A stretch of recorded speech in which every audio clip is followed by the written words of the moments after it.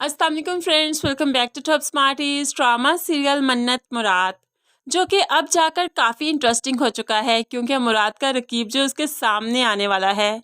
यहाँ पर घर में जो फजीलत की तबीयत बहुत ख़राब हुई तो सबको मन्नत पर गुस्सा है कि मन्नत ने ही कुछ कहा है जिसकी वजह से वो इतनी बीमार हो गई। तभी तो मुराद भी मन्नत पर बहुत गुस्सा करता है। मन्नत यकीन दिलवा दिलवा कर थक गई कि उसने कुछ नहीं कहा, सिर्फ फजीलत का हाल पूछा था, जिस पर वो भड़क गई और ख़ुद को खुद ही पागल कहने लगी। तभी तो मन्नत ने मशवरा दिया कि फजीलत को आप लोगों को ज़रूर किसी साइकियाट्रिस्ट से चेक करवाना चाहिए। लेकिन माँ भड़क जाती है और मुराद को भी भड़काने लगी। देखो क्या कह रही है, तुम्हारी बहन को पागल कह रही है कि उसे पागल खाने जमा करवा दो। अब ये इस तरह से करके हम लोगों को यहाँ से निकालेगी, किसी को पागल खाने भेजेगी तो किसी को यतीम खाने। अब यहाँ पर माँ ने भड़काया तो मुराद को और भी गुस्सा आ गया कि मन्नत को अपने कमरे में जाने का कह दिया। तो मन्नत भी गुस्से से मुराद को कहने लगी, तुम्हें भी साइकियाट्रिस्ट की ज़रूरत है। ऐसे ही गुस्से में मन्नत जो कमरे में आ गई तो मुराद भी कुछ देर के बाद आ गया। इन दोनों में अब बात नहीं हो रही थी, लेकिन आखिरकार फिर मन्नत ने कह दिया कि उसे मेके जाना है।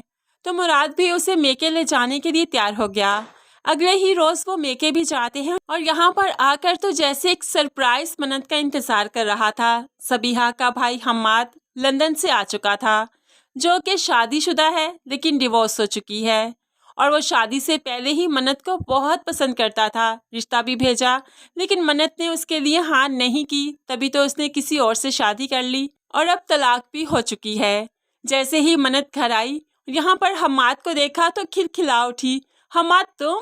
और यहाँ पर हम्माद भी खिलखिला उठा। इन दोनों की फ्रैंकनेस देखकर मुराद को बहुत गुस्सा आया।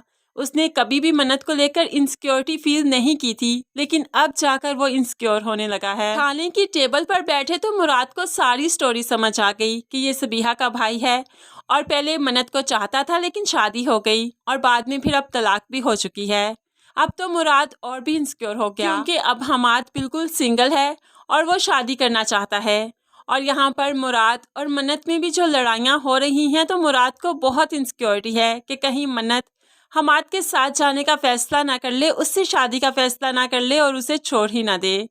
अब जाकर वो अपने दोस्त अतर को भी बताता है कि क्या मामला है सारा। तो अतर कहने लगा, पहले तुम लोगों के मसले कम हैं क्या कि तुम अब हम्माद को अपने बीच में लेकर आओगे, मजीद ज़्यादा मसले बढ़ाओगे।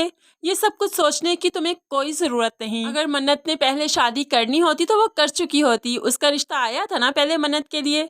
अब वो शादीशुदा है तो अब दोबारा भला उसके बारे में क्यों सोचेगी।